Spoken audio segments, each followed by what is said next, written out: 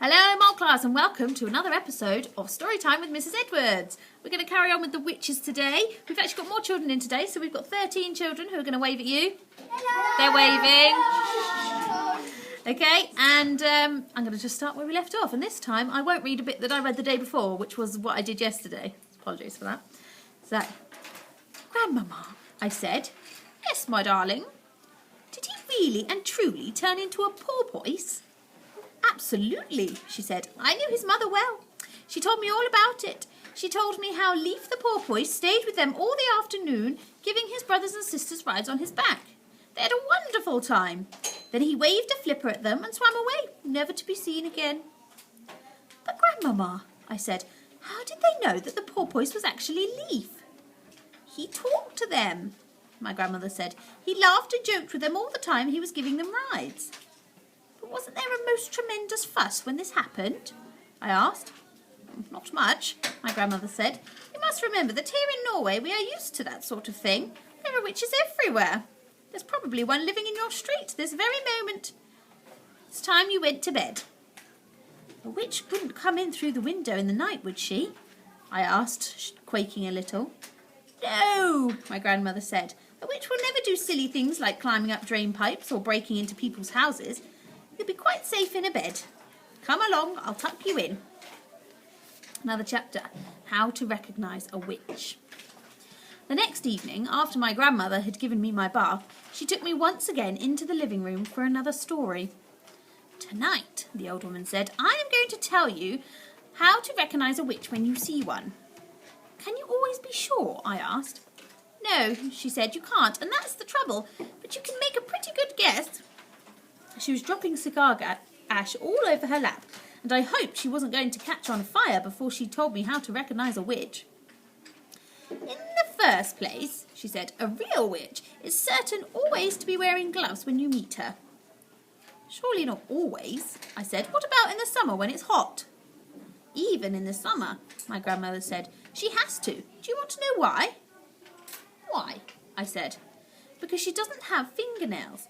Instead of fingernails, she has thin, curvy claws like a cat, and she wears the gloves to hide them. Mind you, lots of very respectable women wear gloves, especially in winter, so this doesn't help you very much. Mama used to wear gloves, I said. Not in the house, my grandmother said. Witches wear gloves even in the house. They only take them off when they go to bed. How do you know all this, Grandmama? Don't interrupt, she said. Just take it all in. The second thing to remember is that a real witch is always bald. Bald? I said. Bald's the boiled egg, my grandmother said. I was shocked. There was something indecent about a bald woman. Why are they bald, Grandma? Mama? Don't ask me why, she snapped.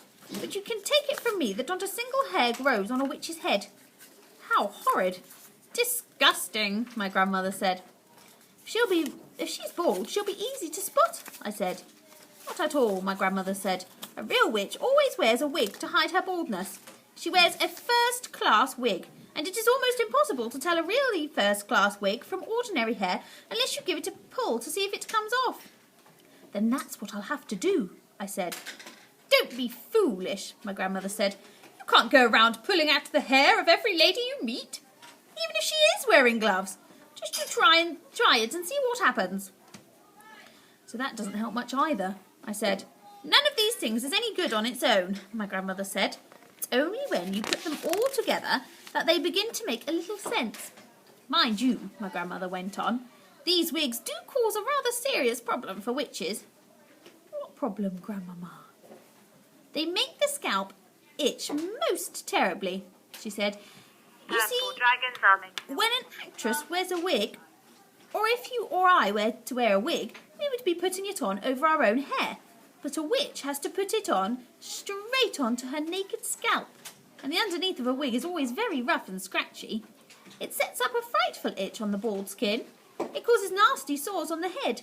Wig rash, the witches call it, and it doesn't half itch. What other things must I look for to recognise a witch? I asked. Look for those nose holes, my grandmother said. Witches have slightly larger nose holes than ordinary people. The rim of each nose hole is pink and curvy, like the rim of a certain kind of seashell. Why do they have such big nose holes? I asked. or smelling with, my grandmother said. A real witch has the most amazing powers of smell. She can actually smell out a child who is standing on the other side of the street on a pitch-black night. She couldn't smell me, I said. I've just had a bath. Oh, yes, she could, my grandmother said. The cleaner you happen to be, the more smelly you are to a witch. It can't be true, I said. An absolutely clean child gives off the most ghastly stench to a witch, my grandmother said. The dirtier you are, the less you smell. But that doesn't make sense, Grandmama. Oh, yes, it does, my grandmother said. It isn't the dirt that the witch is smelling, it is you. The smell that drives a witch mad actually comes right out of your own skin. It comes oozing out of your skin in waves, and these waves, stink waves, the witches call them, go floating through the air and hit the witch right smack in her nostrils. They send her reeling. Now, wait a minute, Grandmama. Don't interrupt, she said. The point is this. When you haven't washed for a week and your skin is all covered over with dirt, then quite obviously the stink waves cannot come oozing out nearly so strongly. Oh, I should never have a bath again, I said. Just don't have one too often, my grandmother said. Once a month is quite enough for a sensible child. It was at moments like these that I loved my grandmother more than ever. Grandmama, I said, if it's a dark night, how can a witch smell the difference between a child and a grown-up? Because grown-ups don't give out stink waves, she said. Only children do that. But I don't really give out stink waves, do I said. I'm not giving them out at this very moment, am I? Not to me you aren't, my grandmother said. To me you are smelling like raspberries and cream. But to a witch you would be smelling absolutely disgusting. What would I be smelling of? I asked. Dog's droppings, my grandmother said. I reeled. I was stunned. Dog's droppings? I cried. I am not smelling of dog's droppings. I don't believe it. I won't believe it. What's more, my grandmother said, speaking with a touch of relish, to a witch you'd be smelling of fresh dog's droppings. That simply is not true, I cried. I know I am not smelling of dog's droppings, stale or fresh. There's no point in arguing about it, my grandmother said. It's a fact of life. I was outraged. I simply couldn't bring myself to believe what my grandmother was telling me. So if you see a woman holding her nose as she passes you on the street, she went on, that woman could easily be a witch. I decided to change the subject. Tell me what else to look for in a witch, I said. The eyes, my grandmother said. Look carefully at the eyes, because the eyes of a real witch are different from yours and mine.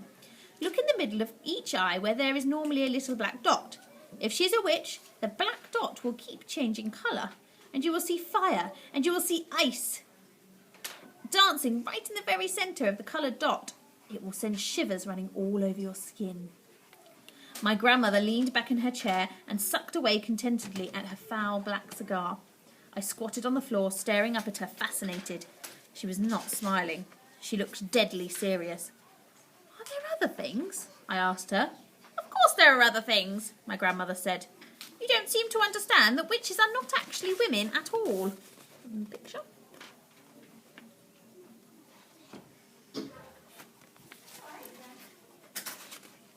They look like women, they talk like women, and they are able to act like women, but in actual fact, they are totally different animals. They are demons in human shape. That is why they have claws and bald heads and queer noses and peculiar eyes, all of which they have to conceal as best as they can from the rest of the world. What else is different about them, Grandmama? The feet, she said. Witches never have toes. No toes? I cried. Then what do they have? They just have feet, my grandmother said. The feet have square ends with no toes on them at all. Does that make it difficult to walk? I asked. Not at all, my grandmother said, but it does give them a problem with their shoes. All ladies like to wear rather small, pointed shoes, but a witch, whose feet are very wide and square at the ends, has the most awful job squeezing her feet into those neat little pointed shoes. Why doesn't she wear wide, comfy shoes with square ends? I asked. She dare not, my grandmother said. Just as she hides her baldness with a wig, she must also hide her ugly witch's feet by squeezing them into pretty shoes. Isn't that terribly uncomfortable? I said. Extremely uncomfortable, my grandmother said, but she has to put up with it. She's wearing ordinary shoes. It won't help me to recognise her, will it, Grandmama? I'm afraid it won't, my grandmother said.